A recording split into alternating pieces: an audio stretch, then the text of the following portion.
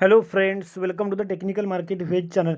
दोस्तों, आज जिस कंपनी के बारे में डिस्कस करने वाले वो कंपनी थोड़ी मतलब वैसे तो काफ़ी समय पहले पॉपुलर हो चुकी थी, क्योंकि आरजे रॉकेट जुन्नूवाला जी ने उसको बाय किया था कुछ टाइम पहले। वो टाइम पे काफ़ी चर्चे में आ गई कंपनी और सब लोग कह रहे थे कि अभी ये इतनी कम प्राइस वाला शेयर अभी आगे जाके करोड़पति बनाएगा। आरजे ने बाय किया मतलब समझ लो लाइफ सेट हो गया, लेकिन ऐसा नहीं होता दोस्तों। मैं आपको हमेशा बोलता हूँ कि किसी ने भी बाई किया रहने तो आपको कोई भी शेयर खरीदने से पहले खुद को उसके बारे में पता होना चाहिए, उसके बारे में एनालिसिस होना चाहिए। किसी ने बाई किया मतलब आपको ब्लाइंडली फॉलो नहीं करना दोस्तों, क्योंकि अगर आरजे से आपको कंपेयर करते हो या फिर उनको फॉलो करते हो तो उनका एवरेज होल्डिंग पीरियड 7 से 8 ईयर है। कम से कम मतलब एवरेज निकालो तो कोई भी शेयर्स को वो 7 से 8 साल होल्ड करते हो। इतना आपका पेशेंस होना चाहिए, तभी आप सोच सकते हो उनको फॉलो करने का। नहीं तो आप अपने हिसाब से चलो, अपने हिसाब से एनालिसिस कर देखेंगे वो कंपनी कौन सी है, उसका ओवरऑल एनालिसिस देखेंगे और उसके बारे में वीडियो बनाने का एक स्पेशल रीज़न है दोस्तों। एक पर्टिकुलर रीज़न है जिसकी वजह से आज इसको हम कवर कर रहे हैं। और बहुत से लोग इसको मल्टीबैगर बनने का, करोड़पति बनाएगा, लखपति बनाएगा, ऐसा वैसा बोल रहे हैं दोस्तों। लेकिन उसके बारे में एग्जैक्ट एनालिसिस देखेंगे, उसका रिजल्ट कैसे आ रहे हैं, वो परफॉर्मेंस कैसी करे, क्योंकि सब देख के इन्वेस्ट करना सही रहेगा दोस्तों। अगर किसी ने बाई किया ये देख के इन्वेस्ट करना सही नहीं रहेगा। और आरजे ने भी फिर उसमें थोड़े बड़े चेंजेस किए उसके स्टेक में। सब डाटा देखेंगे, वीडियो में बने रहिए। जो लोग चैनल पे नए, चैनल को सब्सक्राइब कीजिए, बेल आइकन को दबाएं, ताकि ऐसे लेटेस्ट और अपडेटेड वीडियो अपने चैनल पे डेली बेसिस पे अपलोड होते रहते हैं। और यहाँ पे देखोगे तो हमने कल वीडियो अपलोड किया था पावर ग्रिड के बारे में, जिसका बोनस और डिविडेंड और क्वार्टर 4 का रिजल्ट, इसका सबका आज अनाउंसमेंट होने वाला था, जिसके रिगार्डिंग हमने पावर ग्रिड का वीडियो अपलोड किया था, आप देख सकते हो। उसके पहले ओलेक्ट्रा ग्रीन टेक, उसके पहले पीएफसी। ऐसे डेली एक एक वीडियो जो काफ़ी ट्रेंडिंग में चल रहे हैं, कुछ ना कुछ अपडेट्स है उसके बारे में, ऐसे वीडियो हम कवर कर रहे हैं डेली बेसिस पे। तो कंटिन्यू करते हैं, लर्न मार्केट अर्न मनी। और दोस्तों, मैं आपको हमेशा बोलता हूँ टॉपिक कोई भी है ना, तो आपको वीडियो स्किप करके नहीं देखना है। अगर स्किप करोगे तो आपसे कोई बहुत इंपॉर्टेंट जानकारी मिस हो सकती है, या फिर काफ़ी इंपॉर्टेंट टॉपिक आप मिस करोगे। सो हमेशा वीडियो पूरा देखिए, क्योंकि नॉलेजेबल वीडियो रहते हैं। सो आपको पूरा देखना चाहिए, ऐसा मैं रिकमेंड तो करूँगा आपको। अगर जिस कंपनी का जिक्र करें उसका प्राइसिंग देखोगे तो 28.75 पे ट्रेड कर रहा है। आज के दिन 95 पैसा डाउनग्रेड है, 3.04% डाउन है दोस्तों। पिछले 3 दिन से निफ्टी काफ़ी वोलेटाइल है। कल के दिन भी काफ़ी निफ्टी डाउन आया था, आज के दिन भी लगभग 70-80 पॉइंट निफ्टी डाउन है दोस्तों। सो अगर इंडेक्स, या फिर अगर इंडेक्स बोल सकते हो, सेंसेक्स बोल सकते हो, अगर ये डाउन जा रहे हैं तो स्टॉक कैसे भागेंगे, स्टॉक से कैसे उम्मीद कर सकते हो, क्योंकि अगर उसका लीडर ही अगर भाग मतलब परफॉर्मेंस नहीं कर रहे तो अंदर के स्टॉक नहीं परफॉर्मेंस करते दोस्तों, ये बट ऑब्वियस है। ये देख सकते हो, ये आज के दिन का 17 जून का सिंगल डे का डाटा है। आज का देखोगे तो 28.75 पे ट्रेड कर रहा था, और रिटर्न्स कितने हैं आज के दिन में, तो -3.04% है। अगर एक वीक की बात करोगे तो देख सकते हो एक वीक के रिटर्न काफ़ी ठीक ठाक है, 11% के, मतलब 11% के, 11.5% के। लेकिन मूवमेंट देखोगे तो 26 का लो है और 31 का हाई है। ₹5 के अंदर ही शेयर भाग रहा है, उससे ज़्यादा का उतार चढ़ाव है नहीं। और पिछले कंपनी का पिछले 1 साल का भी डाटा देखोगे ना दोस्तों, तो काफ़ी बड़ा कुछ हलचल है नहीं। लॉकडाउन के समय स्टॉक लगभग 17, 18, 19 पे ट्रेड कर रहा था, उससे भी 28 के आसपास पहुंच चुका है। कुछ ज़्यादा चेंजेस नहीं। अगर उतना टाइम आप अगर किसी दूसरे स्टॉक में बैठते, किसी फंडामेंटल स्ट्रॉन्ग शेयर में इन्वेस्ट करते, तो अब तक आपका पैसा कहाँ से कहाँ मतलब 3 गुना 4 गुना भी हो चुका है। अगर इंट्रिंसिक वैल्यू की बात करोगे तो इंट्रिंसिक वैल्यू का डाटा अवेलेबल नहीं है। रिटर्न्स की बात करते हो तो एफडी से अच्छे रिटर्न कभी दिए नहीं उसने। डिविडेंड भी कभी दिया नहीं, क्योंकि डिविडेंड का डाटा भी अवेलेबल नहीं है और दिया भी नहीं है। एंट्री पॉइंट देखोगे तो एंट्री पॉइंट सही बता रहे, स्टॉक ओवरबॉट जोन पे नहीं है, लेकिन रेड फ्लैग्स फाउंड हो रही है यहाँ पे। क्योंकि दोस्तों होल्डिंग काफ़ी प्लेज है, प्रमोटर की जितनी होल्डिंग है उसमें से काफ़ी ज़्यादा मात्रा में होल्डिंग गिरवी रखी हुई है, जिसकी वजह से यहाँ पे रेड फ्लैग्स फाउंड हो रहे हैं, मतलब डिफॉल्ट भी हो सकती है कंपनी। तो अगर हम एनएससी के ऑफिशियल साइट पे यहाँ पे देखते तो जीएमआर इंफ्रास्ट्रक्चर लिमिटेड, ये तो प्राइसिंग हमने देख लिया 28.75 का। कल के दिन का क्लोजिंग उसने होता, प्रीवियस क्लोजिंग 29.65 पे ओपन हुआ है, 29.40 हाई लगा है 30.05। लो की बात करोगे तो 28.50 का लो लगाया उसने। और यहाँ पे 1 साल का लो देखोगे तो ये देख सकते हो, यहाँ पे 1 साल का लो ₹19 का, जो 14 जुलाई 2020 में लगाया। और हाई की बात करोगे तो 31 रुपीज़ का हाई है, जो 15 जून मतलब 1 साल में हाई लगाया कंपनी ने। और लो से हाई का डाटा देखोगे तो सिर्फ कितना है, तो यहाँ पे देखोगे क्लियरली तो कुछ ज़्यादा है नहीं, सिर्फ और सिर्फ 12 रुपीज़ का जंप है, जो कि काफ़ी कम है। मतलब दोस्तों अगर उतना होल्डिंग आप एक साल किसी दूसरे स्टॉक में कर लेते तो आपका पैसा 2-3 गुना तो हो जाता था, क्योंकि पिछले एक साल में बहुत सारी कंपनियां जो 50% डिस्काउंट्स में आई थी वो अपना लॉस रिकवर करके दुगनी रफ्तार से भाग गई, लेकिन ये कंपनी अभी भी वही स्पीड से भाग रही है और कुछ खास रिटर्न है नहीं।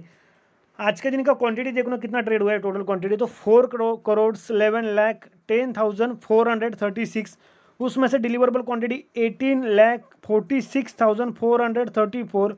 अगर परसेंट वाइज देखोगे तो 19.57% का स्टेक होल्डिंग के लिए उठाया गया है, जो काफ़ी कम है और कुछ मीनिंग वेस्ट नहीं है। मतलब इतनी काफ़ी होल्डिंग है, 4 करोड़ की टोटल क्वांटिटी ट्रेड हुई है, उस हिसाब से जो होल्डिंग वाली क्वांटिटी है वो कुछ कम है, बहुत कम है दोस्तों। और यहाँ पे देख लो क्वार्टरली रिजल्ट, तो कंपनी के जो क्वार्टरली रिजल्ट आ रहे हैं काफ़ी खराब आ रहे हैं। Q2 के कंपैरिजन में Q3 में उनका टोटल इनकम तो ग्रोथ हुआ है, लेकिन लॉस काफ़ी ज़्यादा है और डबल हो चुका है लॉस। तो टोटल इनकम बढ़ा, जो 28,378 था वैल्यूज इन लैक्स, जो बढ़ के 36,253 हो चुका था। जो अच्छा खासा बढ़ा था उनका प्रॉफिट, मतलब इनकम, टोटल इनकम बढ़ा था, लेकिन उनका प्रॉफिट की बात करोगे तो प्रॉफिट तो था ही नहीं, लॉस था, जो -21,417 वैल्यूज इन लैक्स था, जो बढ़ के -42,845 हो गए। जो देख सकते हो डबल लॉस हो गया उनका। डिविडेंड तो स्टॉक दे नहीं रहा। और ये देख सकते हो कल की न्यूज़, कल कंपनी का Q4 का रिजल्ट लगने वाला है 18 जून को, to consider and approve the financial result for period ended March 31, 2021। तो कंपनी का देख सकते हो कल Q4 का रिजल्ट है, यहाँ पे क्लियरली मेंशन है दोस्तों। सो हमने एनएससी के साइड पे डाटा इसलिए देखा कि हमें देखना था कि शायद कंपनी का होल्डिंग अच्छा खासा उठाया जा सकता था, क्योंकि अगर कल रिजल्ट लगने वाले हैं तो अच्छे खासे रिटर्न मिलेंगे, एक दिन में एटलीस्ट कुछ ना कुछ रिटर्न मिल जाएंगे। वो हिसाब से एक दिन पहले होल्डिंग उठाई जाती है, लेकिन ऐसा इस कंपनी में देखने को नहीं मिला। ईयरली रिजल्ट तो हमने देखने हैं, लेकिन क्वार्टरली रिजल्ट हमने देखे जो काफ़ी खराब है, लॉस बढ़ चुका है कंपनी का, ना डिविडेंड मिल रहा है। तो आगे देखना है कि कंपनी का पी कितना है, आरजे का होल्डिंग का क्या हुआ, बढ़ गया कम हुआ या उतना ही रखा है उन्होंने। और साथ ही में हमें यह भी देखना है कि उसका quarter year on year basis पे रिजल्ट कैसा आ रहा है। सो पहला तो पी देखोगे तो -7.37 का पी है, जो काफ़ी अंडर वैल्यूएशन स्टॉक है, मतलब काफ़ी अंडर वैल्यूएड है शेयर। और सेक्टर का पी देखोगे तो 55.79 है। मैं तो बोल रहा हूँ एटलीस्ट सेक्टर के हिसाब से तो चलता था, नहीं तो एटलीस्ट 10 का पी होता, नॉर्मल पी तो भी चल जाता था कि बोल सकते हो बाबा स्टॉक डिस्काउंट में मिल रहा है, या फिर 20 का पी है तो काफ़ी नेगेटिव, मतलब अंडर वैल्यूड स्टॉक है दोस्तों, जिसमें मैं तो रिकमेंड नहीं करूँगा। और कोई भी अच्छा खासा जो एनालिसिस करने वाला रहेगा या फिर जिसको मार्केट के बारे में पता रहेगा अच्छा खासा, जो आपको सच्ची और प्योरली इन्फॉर्मेशन दे, वो कोई भी इसको रिकमेंड नहीं करेगा कि इसको आप इन्वेस्ट करो। क्योंकि अगर किसी का इन्वेस्टमेंट देख के आप कॉपी करते हो तो उसका होल्डिंग का पीरियड भी देखा करो, क्योंकि आरजे को फॉलो करते हो तो आरजे का होल्डिंग का पीरियड एटलीस्ट 7 से 8 ईयर है उसका एवरेजली। यहाँ पे बाइंग का रिकमेंडेशन देखोगे तो 50% का बाइंग का रिकमेंडेशन है, जो कुछ खास नहीं है। कंपनी काम क्या करते हैं, JMR infrastructure Limited is engaged in generation of power, mining, exploration activities, development of highways, infrastructure development, construction business and operation of airport special economic zone. So company इतने अलग अलग सेक्टर में काम करते हैं, power, mining, exploration activities, development, infrastructure, मतलब बहुत अलग अलग सेक्टर में काम करते हैं। लेकिन इतने अलग अलग सेक्टर में काम करने के बाद कंपनी का जो ग्रोथ होना चाहिए था या जो प्रॉफिट रेवेन्यू जनरेट होना चाहिए था वो उतना हो नहीं रहा दोस्तों, जहाँ यहाँ पे दिख रहा है। यहाँ पे ईयरली रिजल्ट देखोगे तो ये देख सकते हो हर साल लॉस ही लॉस है।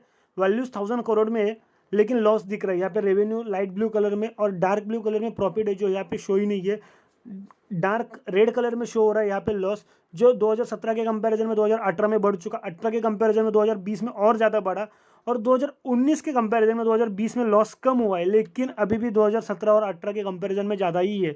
जो कि पिछले साल 2020 में रेवेन्यू था 9.22 थाउजेंड करोड़, जो 2019 के कंपैरिजन में अच्छा खासा था, लेकिन लॉस उनका देख सकते हो -2.43 थाउजेंड करोड़, जो कि काफ़ी ज़्यादा लॉस है। और यहाँ पे होल्डिंग देखोगे तो होल्डिंग में भी काफ़ी ये देख सकते हो, एक महीने पहले की न्यूज़ है। आरजे ने 7 कंपनी, आरजे के पास जितनी होल्डिंग थी उसमें से 7 कंपनी की उन्होंने होल्डिंग कम की है, जिसमें से JMR इंफ्रास्ट्रक्चर एक कंपनी है जिसकी होल्डिंग उन्होंने कम की है।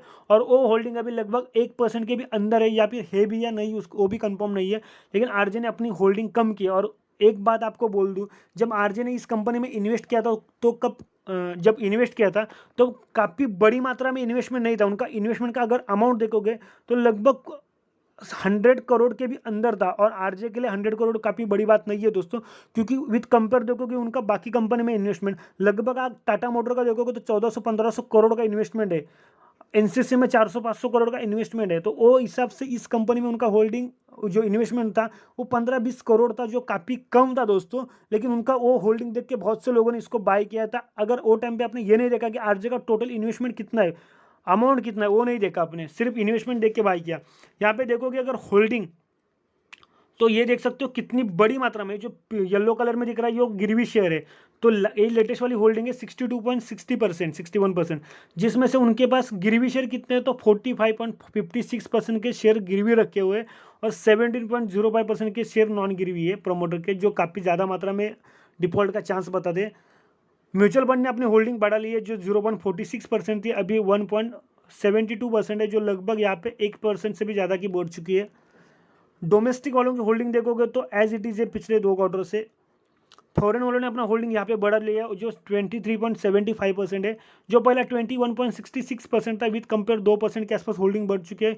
एक अच्छी बात है यहाँ पे, लेकिन इतनी सी बात देख के आपको इन्वेस्ट नहीं करना चाहिए, क्योंकि जब तक कंपनी का बैलेंस शीट, कंपनी का लॉस रिकवर करके कंपनी प्रॉफिट में नहीं आ जाती, मैं बोलता हूँ थोड़ा महंगी हो जाने दो ना, लेकिन क्या फ़र्क पड़ता है, आपका रिस्क तो कम रहेगा, क्योंकि कंपनी प्रॉफिट में आ रही है। अभी पिछले 4 साल में कंपनी लॉस में है, तो लॉस मेकिंग कंपनी में आप इन्वेस्ट करोगे तो आपका पैसा रिकवर होने का चांसेस तो कम है, उल्टा आपका पैसा अटकने का चांसेस ज़्यादा है। सो मैं तो रिकमेंड नहीं करूँगा इस कंपनी को, और वैसे मैं रिकमेंड किसी कंपनी को करता ही नहीं दोस्तों। मैं बस एजुकेशन और नॉलेज पर्पज़ के वीडियो बनाता हूँ, जिससे आपको कंपनी के बारे में अपडेट रहने दो रहे, और मार्केट के बारे में लेटेस्ट अपडेट रहे। यहाँ पे रिटेल वालों का होल्डिंग देखोगे तो काफ़ी कम हुआ है, जो अभी 10.50% है, लगभग 2.5% के आसपास होल्डिंग कम हुआ है। सो इन्वेस्ट करना नहीं करना आपका डिसीजन है, बट इन्वेस्ट करने से पहले अपने फाइनेंशियल एडवाइजर से डिस्कस जरूर कीजिए, खुद स्टडी कीजिए, खुद एनालिसिस कीजिए, फिर सोचिए इन्वेस्ट करना है नहीं करना। और मैं आपको हमेशा कहूँगा अच्छे और फंडामेंटली स्ट्रॉन्ग शेयर में इन्वेस्ट करो, जिससे आपका लॉस कम हो, रिस्क कम रहे। सो बने रहिए, अच्छे स्टॉक में बने रहिए। तब तक मिलेंगे अगले वीडियो में।